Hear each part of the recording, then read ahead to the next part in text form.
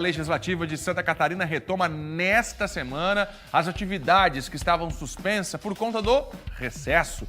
Aí você já vê imagens da Assembleia Legislativa de Santa Catarina e quem vai chegar comigo é o Thiago Pires com mais informações. Diga lá, Thiago, bom dia. Bom dia, Fernando. Exatamente. Depois do recesso, a retomada. O recesso terminou no dia 1º e, por isso, hoje é a primeira sessão ordinária. Inclusive, pela manhã, os deputados já estiveram reunidos, as comissões permanentes, 5 comissões, para botar aí um pacote de projetos, para dar os pareceres aí para ir a plenário. Agora, os horários mudam, viu, Fernando? De acordo, por conta do calendário especial em função das eleições, os horários serão os seguintes das reuniões ordinárias.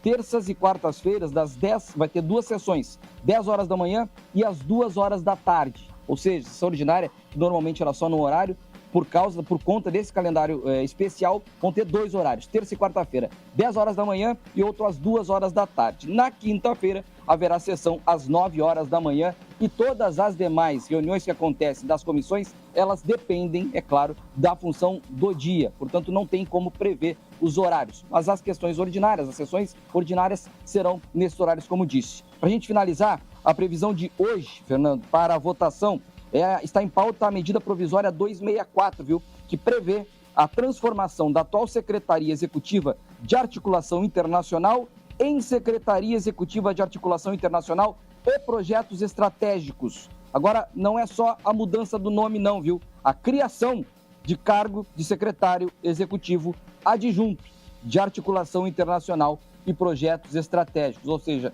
já começa em pauta com a criação de um novo cargo na Assembleia Legislativa. E com relação às Defensoria Pública, os deputados deverão votar a proposta de criação de 30 cargos de defensor público substituto e também a criação de uma gratificação nos casos de exercício cumulativo aí de cargos. Então, começa já a todo vapor com essas votações que já aconteceram pela manhã e agora à tarde em pauta essa medida provisória. É isso, retornando, mas já com criação de cargo pela frente. Fernando.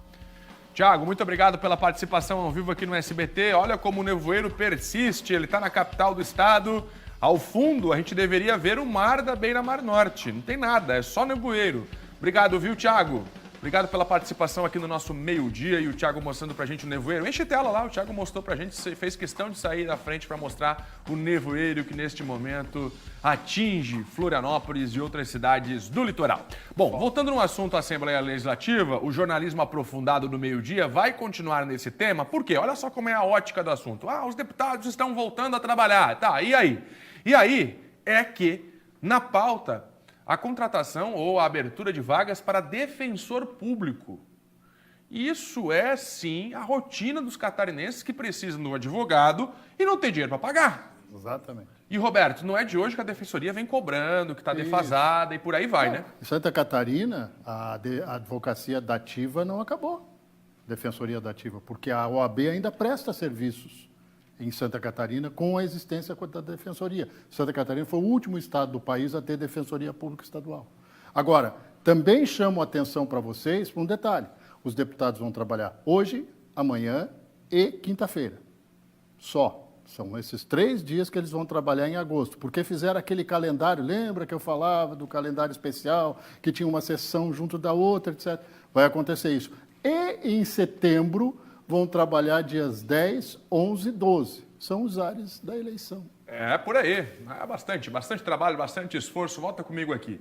Então é o seguinte, a Defensoria foi criada por determinação da Justiça, né? Foi lá no governo Colombo. Exatamente. Foi criada por determinação da Justiça, antes era tudo dativa, ou seja... E o primeiro...